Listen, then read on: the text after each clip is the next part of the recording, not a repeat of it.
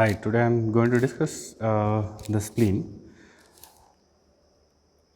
This is the spleen, which is one of the largest lymphoid organ in the human body.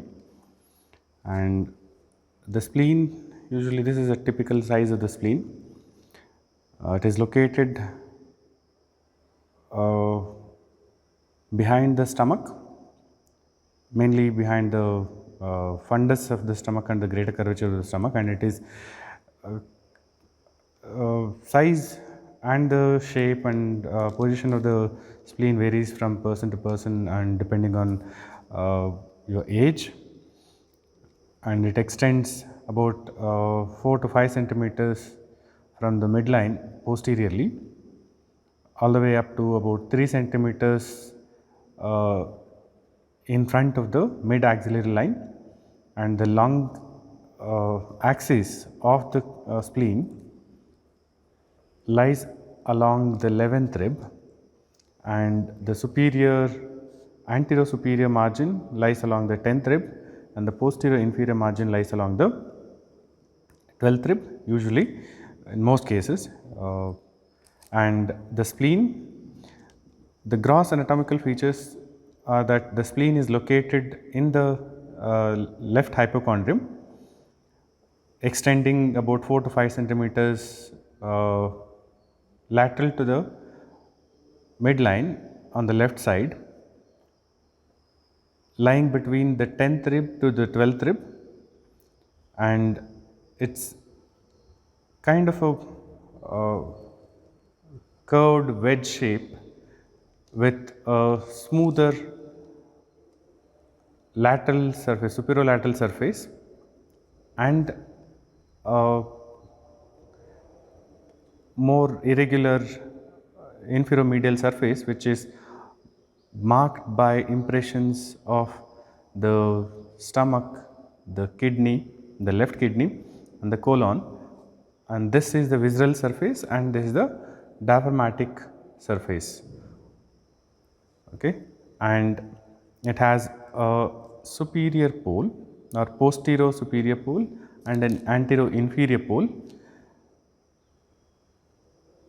The costo-diaphragmatic surface is separated by the gastric impression or the visceral surface by this anterior superior margin, which is more pointed, a sharper border, and along that you may see a notch or two when you come down, and this notch indicates the incomplete fusion of the splenic lobules as you grow older.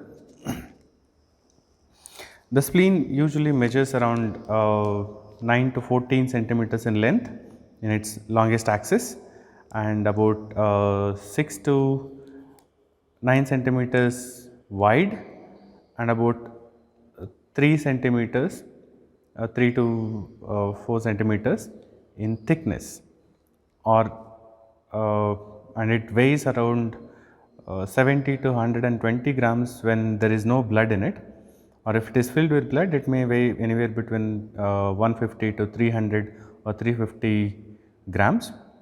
So on an average you can say the weight is around 7 ounces, which is roughly about 200 grams. So there is an easier mnemonic to or numbers rule with which you can remember the gross anatomical characteristics of the spleen by 1, 3, 5, 7, 9 and 11. So that is the rule of odds, which is a rough approximation. It is not truly exactly follow the same that rule in all people. It's a rough approximation. 1 inch thick, 3 inches wide, 5 inches long, 7 ounces in weight, and lies between 9th to 11th ribs. So that is the rule of odds, but in practice it may lie between 10th and 12th ribs rather than 9th and 11th ribs, and the long axis lies along the 11th rib of the on the left side, and it has this smooth costodiaphragmatic or the diaphragmatic surface. So which this part the smoother lateral surface or the superolateral surface lies along the inferior aspect of the left dome of the diaphragm. You have the body like this and you have the left dome, and this sits slightly directed downwards and medially, and if you make a cup with your hand, the spleen sits comfortably in that cup shape. This posterior superior pole lying posteriorly and about 4 centimeters from the midline along the 11th rib, and this is the inferior pole. There are important relationships of the spleen. The spleen forms one of the structures that form the stomach bed, which is part of the or posterior to the lesser sac. So, it is related, the ligaments which are attached to the spleen are closely related with the structures that hold everything together here. There is the fundus of the stomach, that fundus and the greater curvature of the stomach that sits on the upper aspect of this visceral surface up to the hilum.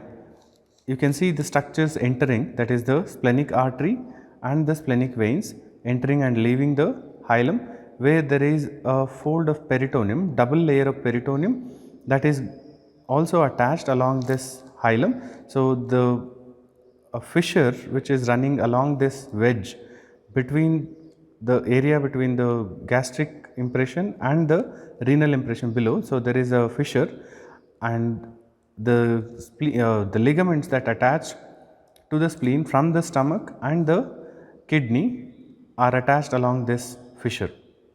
Okay. And the important ligaments that are attached to the spleen are the gastrosplenic ligament, which goes from this hilum to the greater curvature of the stomach, and there is phrenicosplenic ligament which also goes from this hilum to the inferior surface of the diaphragm and attaches or anchors the spleen in that position. And apart from that, you also have the linorenal ligament, which is again going from this surface to the kidney, which is just below that. This layer forms the posterior layer of the lesser sac, which goes along the anterior surface of the left kidney. And there is another ligament which goes lateral to this inferior pole, which is the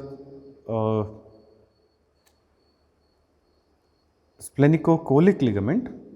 That ligament, phrenicocolic ligament, is going from the left flexure of the colon to the diaphragm here and anchors the left flexure of the colon. So, left flexure of the colon is related to the inferior pole, and that left phrenicocolic ligament basically holds that left colic flexure or splenic flexure of the colon. So, these are the important ligaments, and the hilum is related to the tail of the pancreas, which comes like this. There is kidney here and the stomach here, and along the kidney there is the tail of the pancreas which comes up to the hilum of the spleen, and along the superior border of the pancreas, if this is the pancreas, along the superior border there is the splenic artery, which is the most tortuous artery in the body, which arises from the celiac plexus or the celiac trunk usually, and then makes a turn and winds around the upper border or makes multiple loops along the upper border of the spleen, lies in the left hypochondrium, and it has this smooth diaphragmatic surface, a superolateral border or a anterolateral border, inferior pole, posterior or anterior inferior pole, posterior pole or posterior superior pole, and diaphragmatic surface and the visceral surface. Visceral surface is further divided into a gastric impression above the hilum, renal impression below the hilum, and the colic impression. The hilum has the gastrosplenic ligament and the lienorenal ligaments, in which the splenic artery runs. And the relations of the spleen are, you have the stomach, which is related, or the fundus of the stomach and the greater curvature of the stomach related above the hilum, that is the gastric impression, and below the hilum you have the left kidney, anterolateral aspect of the left kidney and the left suprarenal gland related sometimes, and you have the colon related here. And the ligaments of the spleen are the gastrosplenic ligament and the lienorenal ligament. Gastrosplenic ligament, which is going from the hilum to the greater curvature of the stomach, and it carries the short gastric arteries and the posterior gastric artery, which may be present in 40% of the people. And lienorenal ligament carries the terminal portion of the tail of the spleen, tail of the pancreas, which comes like this to the hilum, and it also has the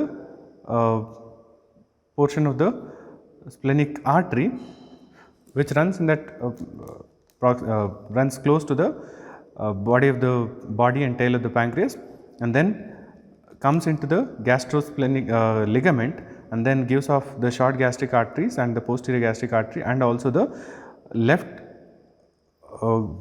gastroepiploic artery, which runs along the greater curvature and goes under anastomosis with the right gastroepiploic artery. So, those are the relations, and the spleen is an encapsulated lymphoid organ, which means that there is outer covering which is derived from the dorsal mesogastrium. The spleen develops within the dorsal mesogastrium, the layers of the dorsal mesogastrium. So, it is enclosed all around by the dorsal mesogastrium, forming the visceral layer of the serosa. Under the serosa there is a 1.5 mm thick capsule, the true capsule of the spleen, which if ruptures, then there may be huge bleeding, and it may become too difficult to control the bleeding.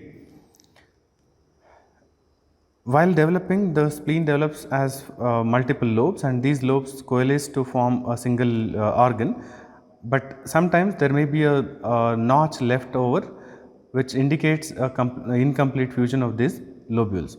So, usually it is lobular in infants, and as you grow older, it reaches its relatively maximum highest size in the early childhood.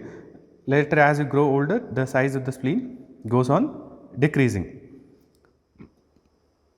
So, that is the gross anatomical features of the spleen.